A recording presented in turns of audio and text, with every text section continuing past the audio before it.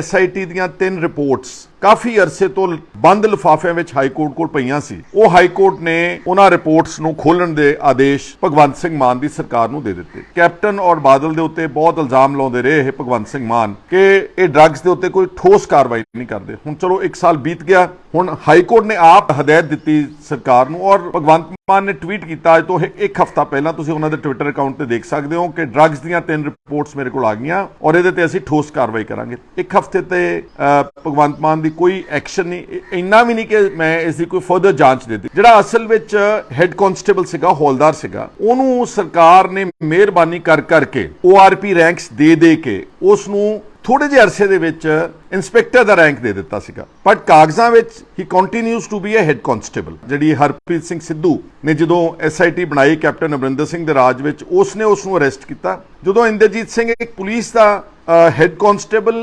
ORP inspector rank ਦਾ police ਅਫਸਰ ਨੂੰ ਅਰੈਸਟ ਕੀਤਾ, ਉਹਦੇ ਘਰੋਂ ਸ਼ਾਇਦ 5 ਕਿਲੋ ਹੈਰੋਇਨ ਲੱਭੀ ਆ, 4-5 ਕਿਲੋ ਚਿੱਟਾ ਲੱਭਿਆ ਵਾ, ਕਈ AK-47 ਰਾਈਫਲਾਂ ਲੱਭੀਆਂ ਨੇ ਔਰ ਉਹਦੇ ਨਾਲ ਇੱਕ ਅੱਧਾ ਹੌਲਦਾਰ, ਇੱਕ ਅੱਧਾ ਸਿਪਾਹੀ ਉਹਨਾਂ ਨੇ ਅਰੈਸਟ ਕਰਕੇ ਤੇ ਉਹਨੂੰ ਜੇਲ੍ਹ ਭੇਜ ਦਿੱਤਾ। ਕੀ ਤੁਸੀਂ ਮੰਨ ਸਕਦੇ ਆਪਾਂ ਸਾਰੇ ਕਿ 40,000 ਕਰੋੜ ਰੁਪਏ ਦਾ ਡਰੱਗਸ ਦਾ ਧੰਦਾ ਹੋਵੇ ਤੇ ਸਿਰਫ ਇੱਕ ਇੰਸਪੈਕਟਰ ਯਾਨੀ ਕਿ ਭਾਵ ਕਿ ਇੱਕ ਅਸਲ ਰੈਂਕ ਦਾ ਹੌਲਦਾਰ ਉਸ ਧੰਦੇ ਨੂੰ ਚਲਾਉਂਦਾ ਹੋਊਗਾ ਔਰ ਉਸ ਦੇ ਖਿਲਾਫ 14 ਡਿਪਾਰਟਮੈਂਟਲ ਇਨਕੁਆਇਰੀਜ਼ ਤੇ 3 ਭ੍ਰਿਸ਼ਟਾਚਾਰ ਦੇ ਕੇਸਸ ਹੋਣ, ਫਿਰ ਵੀ ਉਸ ਨੂੰ ਪ੍ਰਮੋਟ ਕੀਤਾ ਗਿਆ। ਉਸ SIT ਰਿਪੋਰਟ ਦੇ ਵਿੱਚ ਇੱਕ ਬੜੀ ਇੰਪੋਰਟੈਂਟ ਗੱਲ ਕੀਤੀ, ਉਹਨਾਂ ਨੇ ਡਾਇਰੈਕਸ਼ਨ ਦਿੱਤੀ ਹਾਈ ਕੋਰਟ ਨੇ SIT ਨੂੰ ਕਿ ਫਰਦਰ ਇਨਵੈਸਟੀਗੇਟ ਕਰੋ ਕਿ ਇੰਦਰਜੀਤ ਸਿੰਘ ਜਿਹੜਾ ਹੌਲਦਾਰ ਸੀਗਾ, ਇਹਦੇ ਕਿਹੜੇ ਅਫਸਰਾਂ ਦੇ ਨਾਲ ਤਾਲੁਕਾਤ ਸੀ। ਤਾਂ ਜਾਂਚ ਦੌਰਾਨ ਪਾਇਆ ਗਿਆ ਕਿ ਜਦੋਂ ਰਾਜਜੀਤ ਸਿੰਘ SSP ਲੱਗਿਆ ਤਰਨਤਾਰਨ, ਉਸਨੇ ਇੰਦਰਜੀਤ ਸਿੰਘ ਨੂੰ ਸਪੈਸ਼ਲ ਤੌਰ ਦੇ ਉੱਤੇ ਆਪਣੇ ਨਾਲ ਉਹਦੀ ਪੋਸਟਿੰਗ ਕਰਵਾਈ। 14 ਮਹੀਨੇ ਦੇ ਕਰੀਬ ਉਹ ਤਰਨਤਾਰਨ ਦੇ ਵਿੱਚ ਰਿਹਾ ਵਾ। ਹਾਈ ਕੋਰਟ ਨੇ ਸਪੈਸੀਫਿਕਲੀ ਇਹ ਉਪਦੇਸ਼ ਦਿੱਤੇ ਨੇ, ਆਦੇਸ਼ ਦਿੱਤੇ ਨੇ ਕਿ ਇੰਦਰਜੀਤ ਸਿੰਘ ਹੈੱਡ ਕਾਂਸਟੇਬਲ ਦੀ ਰਾਜਜੀਤ ਸਿੰਘ ਦੇ ਨਾਲ ਨੈਕਸਸ ਜਿਹੜੀ ਆ, ਇਹਦੀ ਪ੍ਰੋਪਰ ਫਰਦਰ ਇਨਕੁਆਇਰੀ ਹੋਣੀ ਚਾਹੀਦੀ ਆ। ਔਰ ਉਹਨਾਂ ਨੇ ਇਹ ਵੀ ਕੋਟ ਕੀਤਾ ਕਿ ਇਸ ਸਾਰੇ ਧੰਦੇ ਦੇ ਵਿੱਚ ਇੱਕ IPS ਅਫਸਰ ਔਰ 3 PPS ਅਫਸਰਸ ਇਨਵੋਲਵਡ ਨੇ। ਦੋਸਤੋ, ਅੱਜ ਮੈਂ ਤੁਹਾਡੇ ਨਾਲ ਬੜੇ ਅਹਿਮ ਮੁੱਦੇ ਤੇ ਚਰਚਾ ਕਰਦੀ ਹਾਂ। ਮੁੱਦਾ ਹੈ ਡਰੱਗਸ ਦਾ ਪੰਜਾਬ ਦੇ ਵਿੱਚ। ਤੁਸੀਂ ਸਾਰੇ ਜਾਣਦੇ ਹੋ ਕਿ ਪਿਛਲੇ 1 ਦਹਾਕੇ ਤੋਂ ਪੰਜਾਬ ਦੀ ਵਿਸ਼ਵ ਪੱਧਰੀ ਬਦਨਾਮੀ ਹੋਈ ਡਰੱਗਸ ਦੇ ਵਿਸ਼ੇ ਨੂੰ ਲੈ ਕੇ ਔਰ ਇੱਥੋਂ ਤੱਕ ਬਦਨਾਮੀ ਚੱਲਦੇ ਕਿ ਹਾਈ ਕੋਰਟ ਨੇ 7-8 ਸਾਲ ਪਹਿਲਾਂ ਜਸਟਿਸ ਸੂਰਿਆਕਾਂਤ ਹੁੰਦੇ ਸੀ ਹਾਈ ਕੋਰਟ ਦੇ ਜੱਜ, ਉਹਨਾਂ ਨੇ ਸੋ ਮੋਟੋ ਕੋਗਨੀਜੈਂਸ ਲੈ ਕੇ ਤੇ ਡਰੱਗਸ ਦੇ ਉੱਤੇ ਹਦਾਇਤ ਕੀਤੀ ਪੰਜਾਬ ਸਰਕਾਰ ਨੂੰ ਕਿ ਇਹਦੀ ਪ੍ਰੋਪਰ ਤਹਿਕੀਕਾਤ ਕਰੋ।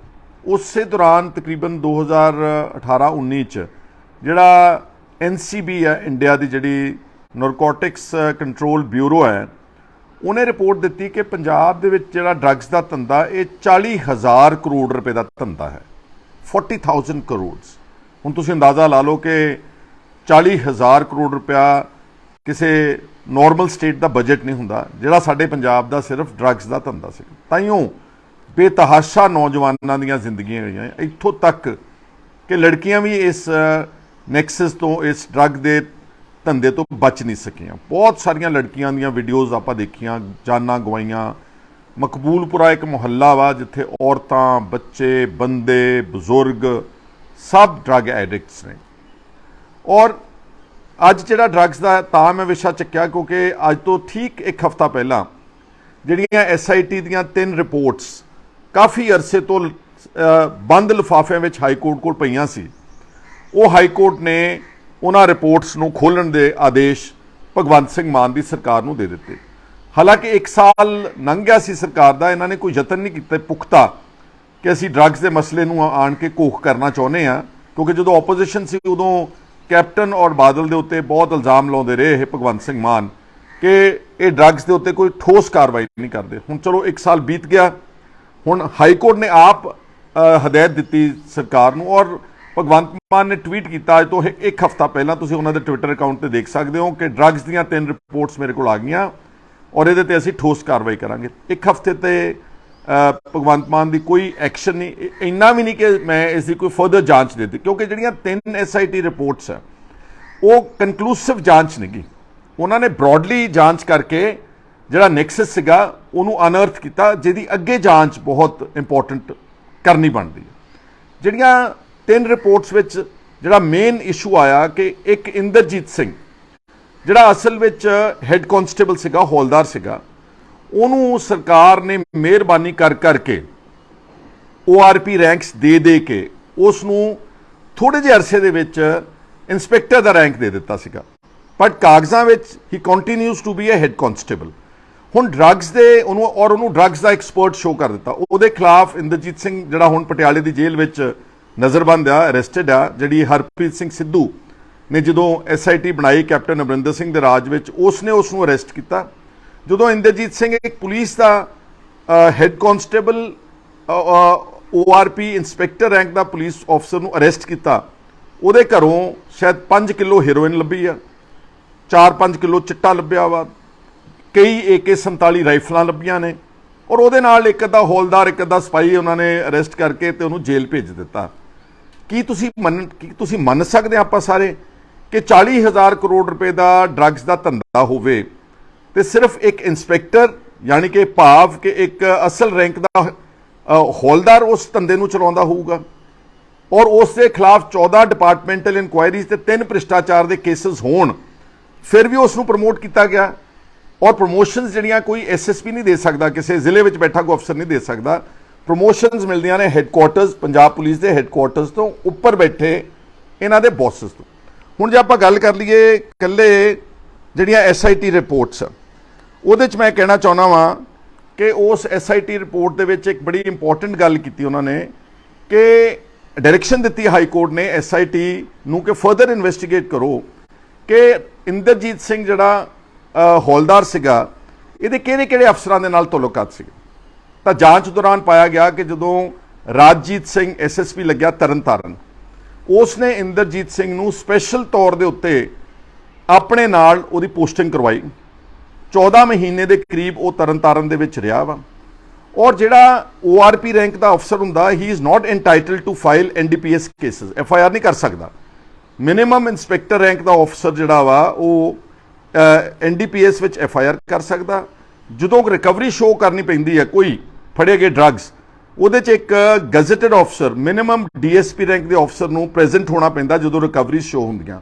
ਪਰ ਉੱਥੇ ਸਾਰਾ ਕਾਲਾ ਮਾਲਾ ਚੱਲਦਾ ਰਿਹਾ ਤੇ ਹਾਈ ਕੋਰਟ ਨੇ ਉਸ ਰਿਪੋਰਟ ਜਿਹੜੀਆਂ ਭਗਵੰਤ ਸਿੰਘ ਮਾਨ ਦੇ ਕੋਲ ਪਈਆਂ, ਉਹਦੇ 'ਚ ਰਾਜਜੀਤ ਸਿੰਘ ਮੇਰਾ ਜਾਣਕਾਰ ਆ, ਬਟ ਕੁਐਸਚਨ ਜਦੋਂ ਪੰਜਾਬ ਦਾ ਆਉਂਦਾ ਉਦੋਂ ਕੋਈ ਜਾਣਕਾਰ ਨਹੀਂ ਤੇ ਕੋਈ ਗੈਰ ਜਾਣਕਾਰ ਨਹੀਂ, ਫਿਰ ਗੱਲ ਸੱਚ ਦੀ ਕਰਨੀ ਪੈਂਦੀ ਆ। ਹੁਣ ਰਾਜਜੀਤ ਸਿੰਘ ਦੇ ਮੁਤਲਕ ਪਿਛਲੇ ਕਈ ਦਿਨਾਂ ਤੋਂ ਜਿਹੜਾ ਸਰਕਾਰੀ ਮੀਡੀਆ ਹੈ, ਬਹੁਤ ਸਾਰੇ ਪੱਤਰਕਾਰਾਂ ਨੂੰ ਮੈਂ ਪਰਸਨਲੀ ਜਾਣਦਾ ਜਿਹੜੇ ਪੇਡ ਨੇ ਸਰਕਾਰ ਵੱਲੋਂ, ਉਹਨਾਂ ਕੋਲੋਂ ਰਿਪੋਰਟਸ ਲਿਖਾਈਆਂ ਗਈਆਂ, 3-4 ਰਿਪੋਰਟਸ ਫਾਈਲ ਹੋਈਆਂ ਕਿ ਰਾਜਜੀਤ ਸਿੰਘ ਨੂੰ ਕਲੀਨ ਚਿੱਟ ਦੇ ਦਿੱਤੀ ਹੈ। SIT ਰਿਪੋਰਟਸ ਚੀਫ ਮਿਨਿਸਟਰ ਕੋਲ ਪਈਆਂ ਨੇ, ਉਹਦੇ ਵਿੱਚੋਂ ਥੋੜੀ ਲੀਕੇਜ ਕਰਕੇ ਪੱਤਰਕਾਰਾਂ ਤੱਕ ਪਹੁੰਚਾਈ ਗਈ। ਚੰਗੇ ਜਿਹੜੇ ਨੈਸ਼ਨਲ ਪ੍ਰਿੰਟ ਮੀਡੀਆ ਦੇ ਪੱਤਰਕਾਰ ਨੇ, ਮੇਰੇ ਖਿਆਲ ਜਦੋਂ ਮੈਂ ਗੱਲ ਕਰ ਰਿਹਾ ਉਹ ਸਮਝ ਗਏ ਹੋਣਗੇ, ਉਹਨਾਂ ਕੋਲੋਂ ਇੱਕ ਰਿਪੋਰਟਸ ਛਾਇਆ ਕਰਾਈਆਂ ਗਈਆਂ ਅਖਬਾਰਾਂ ਦੇ ਵਿੱਚ ਕਿ ਰਾਜਜੀਤ ਸਿੰਘ ਨੂੰ ਕਲੀਨ ਚਿੱਟ ਮਿਲ ਗਈ ਹੈ ਤੇ ਇਹਦੇ 'ਚ ਕੋਈ ਹੋਰ ਇਨਵੋਲਵ, ਜਦ ਕਿ ਹਾਈ ਕੋਰਟ ਨੇ ਸਪੈਸੀਫਿਕਲੀ ਇਹ ਉਪਦੇਸ਼ ਦਿੱਤੇ ਨੇ, ਆਦੇਸ਼ ਦਿੱਤੇ ਨੇ ਕਿ ਇੰਦਰਜੀਤ ਸਿੰਘ ਹੈੱਡ ਕਾਂਸਟੇਬਲ ਦੀ ਰਾਜਜੀਤ ਸਿੰਘ ਦੇ ਨਾਲ ਨੈਕਸਸ ਜਿਹੜੀ ਆ, ਇਹਦੀ ਪ੍ਰੋਪਰ ਫਰਦਰ ਇਨਕੁਆਇਰੀ ਹੋਣੀ ਚਾਹੀਦੀ ਆ। ਔਰ ਉਹਨਾਂ ਨੇ ਇਹ ਵੀ ਕੋਟ ਕੀਤਾ ਕਿ ਇਸ ਸਾਰੇ ਧੰਦੇ ਦੇ ਵਿੱਚ ਇੱਕ IPS ਅਫਸਰ ਔਰ 3 PPS ਅਫਸਰਸ ਇਨਵੋਲਵ ਨੇ। ਹੁਣ 7-8 ਸਾਲ ਤੋਂ ਪਹਿਲਾਂ ਉਹ ਸੀਲਡ ਲਿਫਾਫਿਆਂ 'ਚ ਪਈਆਂ ਰਹੀਆਂ ਰਿਪੋਰਟਸ, ਉਸ ਤੋਂ ਬਾਅਦ ਕਿਸੇ ਸਰਕਾਰ ਨੇ ਕੋਸ਼ਿਸ਼ ਨਹੀਂ ਕੀਤੀ। ਹੁਣ ਜਦੋਂ ਰਿਪੋਰਟਸ ਆ ਗਈਆਂ, ਭਗਵੰਤ ਮਾਨ ਨੇ ਪਹਿਲਾਂ ਸਾਲ ਕੋਸ਼ਿਸ਼ ਨਹੀਂ ਕੀਤੀ, ਹੁਣ ਹਫਤੇ ਦੀ ਉਹਨਾਂ ਦੇ ਕੋਲ ਉਹ ਸੀਲਡ ਕਵਰ ਦੇ ਵਿੱਚ ਰਿਪੋਰਟਸ ਪਈਆਂ ਨੇ। ਸੋ ਸਾਡਾ ਇਹ ਮੰਨਣਾ ਵਾ ਕਿ ਇਹ ਜਿਹੜੇ ਅਗਰ ਤੁਸੀਂ ਸਹੀ ਫੜਨਾ ਚਾਹੁੰਦੇ ਹੋ ਡਰੱਗ ਜਿਹੜੇ ਮਾਫੀਆ ਨੇ, ਡਰੱਗ ਲਾਰਡਸ ਨੇ, ਤੇ ਫਿਰ ਤੁਹਾਨੂੰ ਜਾਂਚ ਉੱਪਰ ਤੱਕ ਜਿਹੜਾ ਰੀੜ ਦੀ ਹੱਡੀ ਰੱਖਣੀ ਚਾਹੀਦੀ ਹੈ, ਕਿਉਂਕਿ ਇਹ ਇੰਦਰਜੀਤ ਦੇ ਵੱਸ ਦੀ ਗੱਲ ਨਹੀਂ ਸੀ, ਇਹ ਰਾਜਜੀਤ ਦੇ ਵੱਸ ਦੀ ਗੱਲ ਵੀ ਨਹੀਂ ਸੀ। ਕਿਉਂਕਿ ਰਾਜਜੀਤ ਦੇ ਉੱਤੇ ਇਲਜ਼ਾਮ ਅਸਲ 'ਚ ਰਿਪੋਰਟਸ ਵਿੱਚ ਇਹ ਵੀ ਆਇਆ ਕਿ ਉਸਨੇ ਉਸ ਥੋੜੇ ਜਿਹੇ ਸਮੇਂ ਦੇ ਵਿੱਚ ਜਦੋਂ ਇੰਦਰਜੀਤ ਦੇ ਨਾਲ ਕਨੈਕਸ਼ਨ ਸੀਗਾ, ਉਸਨੇ ਮੋਹਾਲੀ ਜ਼ਿਲ੍ਹੇ ਦੇ ਵਿੱਚ ਈਕੋ ਸਿਟੀ ਜਾਂ ਕਿਹੜੀ ਸਿਟੀ ਵਿੱਚ 3-4 ਪ੍ਰੋਪਰਟੀਜ਼ ਬਣਾਈਆਂ, ਧੜਾ-ਧੜ ਕਰੋੜਾਂ ਰੁਪਏ ਦੀ ਪ੍ਰੋਪਰਟੀਜ਼। ਜਿਹੜਾ ਪੁਲਿਸ ਆਫਸਰ ਹੈ ਉਹਦੀ ਤਾਂ ਆਮ ਤੌਰ ਤੇ ਜਿਹੜੀ ਤਨਖਾਹ ਵਾ ਉਹ ਲੱਖ ਰੁਪਈਆ ਹੋਊਗੀ ਵੱਧ ਤੋਂ ਵੱਧ, ਤੇ ਜਦੋਂ ਤੁਸੀਂ 4-5 ਕਰੋੜ ਦਾ ਜਾਂ 2-3 ਕਰੋੜ ਦਾ ਪਲਾਟ ਲੈਂਦੇ ਹੋ ਤੇ ਫਿਰ ਉਹਦੀ ਜਾਂਚ ਤਾਂ ਬਣਦੀ ਆ ਨਾ ਕਿ ਕਿੱਥੋਂ ਪੁਲਿਸ ਆਫਸਰ ਦੇ ਕੋਲ ਇੰਨੇ ਪੈਸੇ ਆਏ। ਹੋਰ ਬਹੁਤ ਉਹਦੇ ਤੇ ਇਲਜ਼ਾਮ ਸੀਗੇ, ਉੱਪਰਲੇ IPS ਟੌਪ ਅਫਸਰਸ ਦੇ ਨਾਲ ਕੀ ਕਨੈਕਸ਼ਨ ਸੀਗੇ, ਉੱਥੇ ਕੀ ਇਹਨਾਂ ਦੇ ਪਰਸਨਲ ਜਿਹੜੇ ਫੰਕਸ਼ਨਸ ਹੁੰਦੇ, ਉਹਦੇ 'ਚ ਰਾਜਜੀਤ ਦਾ ਕੀ ਰੋਲ ਹੁੰਦਾ ਸੀ। ਇਹ ਤਾਂ ਹੁਣ ਕੋਈ ਜਾਂਚ ਦਾ ਵਿਸ਼ਾ ਸਥਾਪਿਤ ਕਰ ਸਕਦਾ। ਤੁਹਾਡੇ ਸਾਹਮਣੇ ਮੈਂ ਬੈਠਾ ਹਾਂ, ਤੁਹਾਨੂੰ ਸਭ ਨੂੰ ਯਾਦ ਹੋਊਗਾ ਜਦੋਂ ਮੈਂ ਲੀਡਰ ਆਫ ਆਪੋਜੀਸ਼ਨ ਸੀ, ਜਦੋਂ ਮੈਂ ਰਾਣੇ ਗੁਰਜੀਤ ਦਾ ਜਿਹੜਾ ਨੱਟ ਕੱਸਿਆ ਚੰਗੀ ਤਰ੍ਹਾਂ ਨਾਲ ਤੇ ਉਹਨੂੰ ਅਸਤੀਫਾ ਦੇਣਾ ਪਿਆ।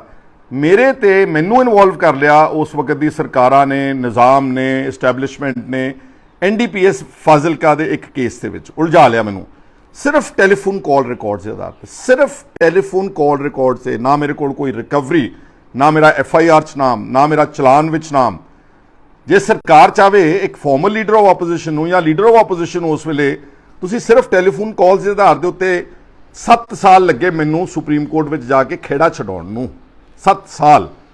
ਤੇ ਜਿਹੜੇ ਬੰਦੇ ਅਸਲ 'ਚ ਇਨਵੋਲਵ ਨੇ, ਜਿਹੜੇ ਇੱਕ ਹੌਲਦਾਰ ਨੂੰ ਪ੍ਰਮੋਟ ਕਰਾ ਕੇ ਤੇ ਉਸ ਦੇ ਕੋਲੋਂ 5 ਕਿਲੋ ਹੀਰੋਇਨ ਲੱਭ ਜੇ ਜਾਂ 4 ਕਿਲੋ ਹੋਰ ਕੋਈ ਲੱਭ ਜਾਣ ਤੇ AK-47 ਰਾਈਫਲਸ ਲੱਭ ਜਾਣ, ਕੀ ਇਹਦੀ ਜਾਂਚ ਕੋਈ ਨਹੀਂ ਬਣਦੀ? ਸਾਡਾ ਮੰਨਣਾ ਵਾ ਕਿ ਅਗਰ ਇਹ ਜਾਂਚ ਭਗਵੰਤ ਸਿੰਘ ਮਾਨ ਅਗਰ ਜਾਨ ਰੱਖੇਗਾ ਔਰ ਇਹਦੀ ਜਾਂਚ ਪ੍ਰੋਪਰ ਤਰੀਕੇ ਨਾਲ ਕਰਾਵੇਗਾ ਤਾਂ ਮੈਂ ਦਾਅਵੇ ਨਾਲ ਕਹਿ ਸਕਦਾ ਵਾਂ ਕਿ ਬਹੁਤ ਵੱਡੇ ਅਫਸਰ ਪੁਲਿਸ ਤੇ, ਬਹੁਤ ਵੱਡੇ ਆਫਿਸਰਸ ਜਿਹੜੇ ਨੇ ਉਹ ਇਸ ਗੱਲ ਵਿੱਚ ਇਨਵੋਲਵ ਨੇ। ਤੇ ਜੇ ਉਹਦਾ ਮਿੱਟੀ ਪਾਉਣੀ ਆ, ਥੱਪਣਾ ਵਾ ਤੇ ਵਿੱਚੋਂ ਸਿਲੈਕਟਿਵ ਲੀਕੇਜ ਕਰਾ ਕੇ ਅਖਬਾਰਾਂ ਕੋਲ ਲਿਖਾ ਲੈਣਾ ਕਿ ਲਓ ਜੀ ਕਿਸੇ ਦੇ ਖਿਲਾਫ ਕੋਈ ਐਕਸ਼ਨ ਹੀ ਨਹੀਂ ਆਇਆ, ਤੇ ਫਿਰ ਮੈਂ ਸਮਝਦਾ ਕਿ ਇਹਦੇ ਨਾਲੋਂ ਮੰਦਭਾਗੀ ਗੱਲ ਨਹੀਂ ਹੋ ਸਕੇਗੀ। ਔਰ ਤੁਸੀਂ ਅੰਦਾਜ਼ਾ ਲਾਓ ਕਿ 40,000 ਕਰੋੜ ਦਾ ਡਰੱਗਸ ਦਾ ਟ੍ਰੇਡ ਹੋਵੇ, 5-6 ਸਾਲ ਸੀਲਡ ਲਿਫਾਫਿਆਂ 'ਚ ਬੰਦ, 1 ਸਾਲ ਸਰਕਾਰ ਬਣੀ ਨੂੰ ਹੋ ਜੇ, ਹੁਣ 1 ਹਫ਼ਤੇ ਦੀ ਰਿਪੋਰਟ ਭਗਵੰਤ ਸਿੰਘ ਮਾਨ ਕੋ, ਔਰ ਜਿਹੜੇ ਆਫਿਸਰਸ ਦੇ ਵਿੱਚ ਨਾਮ ਆ ਰਹੇ ਨੇ ਉਹ ਪਲਮ ਪੋਜੀਸ਼ਨਸ ਤੇ ਬੈਠੇ ਹੋਏ ਨੇ। ਪਲਮ ਪੋਜੀਸ਼ਨ ਮਤਲਬ ਕਿ ਇੰਪੋਰਟੈਂਟ ਪੋਸਟਿੰਗਸ ਦੇ ਉੱਤੇ ਅੱਜ ਵੀ ਤਾਇਨਾਤ ਨੇ। ਤਾਂ ਫਿਰ ਤੁਸੀਂ ਅੰਦਾਜ਼ਾ ਲਾ ਲਓ ਕਿ ਡਰੱਗਸ ਦੇ ਉੱਤੇ ਕਿ ਮੈਂ ਪਟਿਆਲੇ ਜੇਲ੍ਹ ਜਦੋਂ ਮੈਨੂੰ ਗ੍ਰਿਫਤਾਰ ਕਰਕੇ ਭੇਜਿਆ ਗਿਆ ਇਸੇ ਡਰੱਗਸ ਰਿਲੇਟਡ ਕੇਸ ਵਿੱਚ, ED ਨੇ ਮੈਨੂੰ ਭੇਜਿਆ। ਪਟਿਆਲੇ ਜੇਲ੍ਹ ਵਿੱਚ 2000 ਦੇ ਕਰੀਬ ਕੈਦੀ ਸੀਗੇ। ਉਹ 2000 ਵਿੱਚੋਂ 1000 ਇਕੱਲੇ NDPS ਦੇ ਕੈਦੀ ਸੀਗੇ।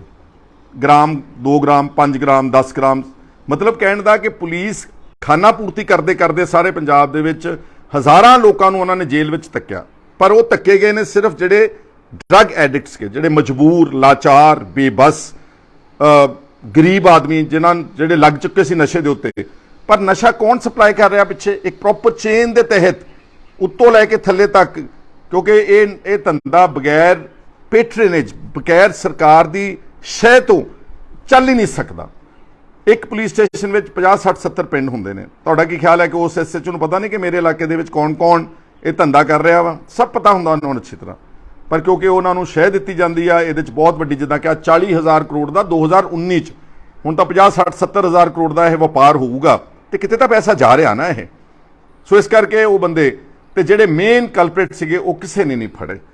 ਸੋ ਮੈਂ ਅੱਜ ਇਸ ਮੁੱਦੇ ਦੇ ਉੱਤੇ ਲਾਈਵ ਤਾਂ ਕਰਕੇ ਹੋਇਆ ਵਾਂ ਕਿ ਮੇਰੀ ਭਗਵੰਤ ਸਿੰਘ ਮਾਨ ਦੀ ਸਰਕਾਰ ਨੂੰ ਇਹ ਦਲੀਲ ਕਹਿ ਲਓ, ਅਪੀਲ ਕਹਿ ਲਓ, ਫਰਿਆਦ ਕਹਿ ਲਓ ਕਿ ਤੁਸੀਂ ਇਸ ਦੀ ਪੂਰੀ ਜਾਂਚ ਕਰੋ। ਜੇ ਤੁਸੀਂ ਡਰੱਗਸ ਦੇ ਧੰਦੇ ਨੂੰ ਬੇਨਕਾਬ ਕਰਨਾ ਚਾਹੁੰਦੇ ਹੋ ਤਾਂ ਹੀ ਉਹ ਬੰਦ ਹੋਊਗਾ ਨਾ। ਜੇ ਪਾਵਰਫੁਲ ਲੋਕਾਂ ਨੂੰ ਸਜ਼ਾ ਮਿਲੂਗੀ ਤਾਂ ਹੀ ਉਹ ਥੱਲੜੇ ਡਰਨਗੇ। ਤੇ ਜੇ ਇਕੱਲੇ ਇੰਦਰਜੀਤ ਤਾਂ ਇੱਕ ਹੌਲਦਾਰ ਤਾਂ ਹੀ ਜਾਂਚ ਰੁਕ ਗਈ, ਤੇ ਫਿਰ ਜਿਹੜੇ ਉੱਤੇ ਬੈਠੇ ਸੀ ਜਿਨ੍ਹਾਂ ਨੇ ਪੈਸੇ ਕਮਾਏ, ਪ੍ਰਾਪਰਟੀਆਂ ਬਣਾਈਆਂ, ਧੰਦੇ ਚੋਂ ਦੇ ਨਾਲ ਜੁੜੇ ਰਹੇ, ਫਿਰ ਕਿਸੇ ਨੂੰ ਕੀ ਡਰ ਹੋਵੇਗਾ? ਇਹ ਹੁਣ ਸਭ ਤੋਂ ਵੱਡਾ ਇਮਤਿਹਾਨ ਦੀ ਘੜੀ ਅੱਜ ਦੀ ਆਮ ਆਦਮੀ ਪਾਰਟੀ ਦੀ ਸਰਕਾਰ ਦੀ। ਦੂਜੀਆਂ ਗੱਲਾਂ ਕਿ ਕਲੀਨਿਕਾਂ ਬਣਾਉਣੀਆਂ ਜੀ, ਆਹ ਕਰਨਾ, ਇਹ ਛੋਟੀਆਂ ਗੱਲਾਂ ਨੇ। ਜਿਸ ਮੈਨਸ ਨੇ ਸਾਡੀ ਇੱਕ ਪੂਰੀ ਪੀੜ੍ਹੀ ਨੂੰ ਤਬਾਹ ਕੀਤਾ, ਔਰ ਹੁਣ ਵੀ ਉਹ ਲਗਾਤਾਰ ਕੰਸਿਸਟੈਂਟਲੀ ਸਾਰੇ ਪੰਜਾਬ ਦੇ ਵਿੱਚ ਡਰੱਗਸ, ਅੱਜ ਮੈਂ ਬੜੇ ਕੌਨਫੀਡੈਂਸ ਨਾਲ ਕਹਿ ਸਕਦਾ ਕਿ ਕਿਤੇ ਹੀ ਕੋਈ ਰੁਕਿਆ ਨਹੀਂਗਾ। ਜਿੱਦਾਂ ਡਰੱਗਸ ਪਹਿਲਾਂ ਚੱਲਦੇ ਸੀ, ਬਿਲਕੁਲ ਉਸੇ ਤਰਜ਼ ਦੇ ਉੱਤੇ ਡਰੱਗਸ ਅੱਜ ਵੀ ਪੰਜਾਬ ਦੇ ਵਿੱਚ ਚੱਲਦੇ ਹਨ। ਇਹ ਹੁਣ ਦੇਖਣਾ ਇਹ ਹੋਵੇਗਾ ਕਿ ਕੀ ਇਹ ਸਰਕਾਰ ਇਸ ਦੀ ਪੂਰੀ ਕੋਖ ਕਰਕੇ ਜਿੱਥੇ ਲੌਜੀਕਲ ਕਨਕਲੂਜਨ ਤਾਈਂ ਜਾਂਚ ਪਹੁੰਚਣੀ ਚਾਹੀਦੀ, ਚਾਹੇ ਉਹਦੇ ਪੋਲੀਟੀਕਲ ਬੰਦੇ ਆਉਂਦੇ ਨੇ, ਕਿਸੇ ਦਾ ਵੀ ਨਾਮ ਆਉਂਦਾ ਵਾ, ਭਾਵੇਂ ਕੋਈ ਮਿਨਿਸਟਰ ਆ, ਕੋਈ ਫਾਰਮਰ ਮਿਨਿਸਟਰ ਆ, ਕੋਈ MLA ਹੈ, ਸਭ ਦੀ ਜਾਂਚ ਹੋਵੇ ਤਾਂ ਕਿ ਜਿਹੜਾ ਅਸਲ ਡਰੱਗਸ ਦਾ ਮਸਲਾ ਉਹਨੂੰ ਨੱਥ ਪਾਈ ਜਾ ਸਕੇ। ਇਹ ਮੈਂ ਅੱਜ ਤੁਹਾਡੇ ਨਾਲ ਵਿਚਾਰ ਸਾਂਝੇ ਕਰਨੇ ਸੀਗੇ। ਅਗਰ ਤੁਹਾਨੂੰ ਲੱਗੀਆਂ ਮੇਰੀਆਂ ਗੱਲਾਂ ਕਿ ਠੀਕ ਹੈ ਤਾਂ ਇਸ ਨੂੰ ਸ਼ੇਅਰ ਕਰੋ ਤਾਂ ਕਿ ਪਾਵਰ ਕੋਰੀਡੋਰਸ ਤੱਕ ਪਹੁੰਚ ਸਕੇ। ਉਹਨਾਂ ਦੀ ਮਜਬੂਰੀ ਬਣ ਜੇ ਕਿ ਉਹ ਜਾਂਚ ਕਰਨ, ਵੱਡੇ ਅਫਸਰਾਂ ਦੀ ਜਾਂਚ ਕਰਨ, ਔਰ ਉਹਨਾਂ ਤੱਕ ਜਿਹੜੀ ਹੈਗੀ ਆ ਅਸਲ ਕਲਪ੍ਰੇਟਸ ਜਿਹੜੇ ਨੇ ਉਹ ਬੇਨਕਾਬ ਕੀਤੇ ਜਾਣ। ਮੈਂ ਨਹੀਂ ਮੰਨਦਾ, ਮੈਂ ਦੁਬਾਰਾ ਕਹਿਣਾ ਚਾਹੁੰਦਾ ਕਿ ਇੱਕ ਹੌਲਦਾਰ ਜਿਹੜਾ ਆਊਟ ਆਫ ਟਰਨ ਪ੍ਰਮੋਸ਼ਨਸ ਦੇ ਕੇ 4 ਵਾਰ ਪ੍ਰਮੋਸ਼ਨਾਂ ਦੇ ਕੇ ਇੰਸਪੈਕਟਰ ਬਣਾਤਾ, ਕਿ ਇਕੱਲਾ ਉਹੀ ਇੱਕ ਸਾਰੇ ਡਰੱਗਸ ਦਾ ਧੰਦੇ ਦਾ ਸਰਗਨਾ ਸੀਗਾ। ਇਹ ਮੈਂ ਸਾਰਾ ਕੁਝ ਕਹਿਣ ਤੋਂ ਬਾਅਦ ਇਹ ਤੁਹਾਡੀ ਕਚਹਿਰੀ 'ਚ ਛੱਡ ਦਿੰਦਾ ਵਾਂ ਕਿ ਤੁਸੀਂ ਫੈਸਲਾ ਕਰਨਾ ਵਾ ਕਿ ਕੌਣ ਤੇ ਕਿਹੜੀ ਸਰਕਾਰ ਇਸ ਨੂੰ ਨੱਥ ਪਾ ਸਕੇਗੀ, ਕਿ ਕੀ ਇਹ ਸਰਕਾਰ ਭਗਵੰਤ ਮਾਨ ਦੀ ਕਾਰਵਾਈ ਕਰਨ ਯੋਗ ਹੈ ਇਹਦਾ ਇਮਤਿਹਾਨ ਦੀ ਘੜੀ ਹੈ। ਹੁਣ ਪਤਾ ਲੱਗ ਜਾਏਗਾ ਆਉਣ ਵਾਲੇ ਦਿਨਾਂ 'ਚ ਕਿ ਇਕੱਲਾ ਟਵੀਟ ਕਰਕੇ ਹੀ ਛੱਡ ਦੇਣਾ ਕਿ ਅਸੀਂ ਐਕਸ਼ਨ ਲਵਾਂਗੇ। ਅੱਜ ਸਾਡੇ ਨਾਲ ਜੁੜਨ ਵਾਸਤੇ ਤੁਹਾਡਾ ਸਭ ਦਾ ਧੰਨਵਾਦ। ਜਿਹੜੇ ਵੋਕਰ ਪਾਰਟੀ ਵਾਲੇ ਨੇ, ਅਗਰ ਉਹਨਾਂ ਨੂੰ ਕੋਈ ਦੁੱਖ ਲੱਗਦਾ ਮੇਰੀਆਂ ਗੱਲਾਂ ਤੋਂ, ਮੈਂ ਪਹਿਲਾਂ ਹੀ ਕਹਿ ਦਿੰਦਾ ਕਿ ਤੁਸੀਂ ਦੂਰ ਰਿਹਾ ਕਰੋ।